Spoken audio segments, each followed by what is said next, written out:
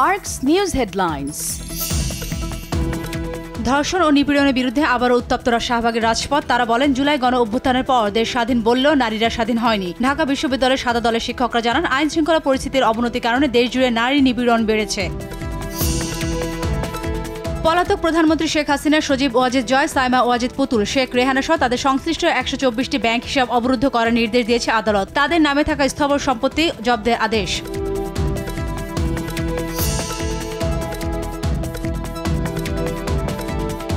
পাচারে কয়েকশো কোটি ডলার এবছরে ফেরত আনা সম্ভব বলে জানিয়েছেন অর্থ উপদেষ্টা ডক্টর সালেউদ্দিন আহমেদ। এজন্য আইনি চুক্তি করার চেষ্টা চলছে বলেও জানান উপদেষ্টা।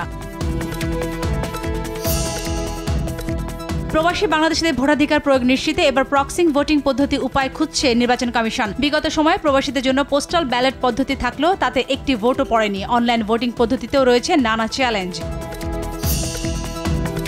নতুন বাংলাদেশ গড়তে গিয়ে যেন নতুন কোনো ভুল না হয়, সেদিকে সবাইকে সতর্ক থাকতে হবে বলে মন্তব্য করেছেন বিএনপির স্থায়ী কমিটির সদস্য ডক্টর আব্দুল মঈন খান। আওয়ামী লীগের দোসরদের অবস্থান তুলে ধরতে সাংবাদিকদের প্রতি আহ্বান জানান মির্জা আব্বাস।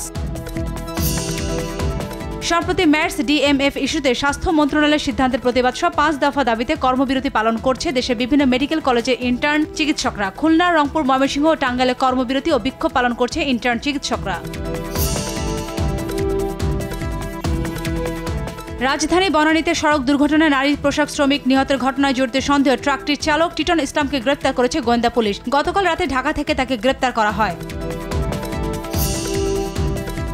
পাকিস্তানে চলন্ত একটি ট্রেনে হামলা চালিয়ে 450 জনের বেশি যাত্রীকে জিম্মি করেছে সশস্ত্র গোষ্ঠী বেলুচ লিবারেশন আর্মি। দেশটির দক্ষিণ পশ্চিমাঞ্চলে বেলুচিস্তান প্রদেশে সশস্ত্র গোষ্ঠীটি ট্রেনের চালক ও কয়েকজন যাত্রীকে উদ্দেশ্য করে গুলি ছোড়ে।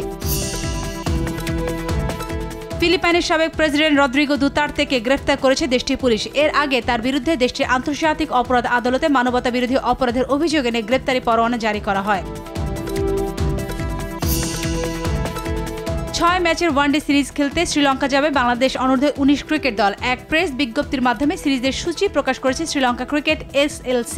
আগামী 26 এপ্রিল মাঠে গড়াবে সিরিজের প্রথম ওয়ানডে।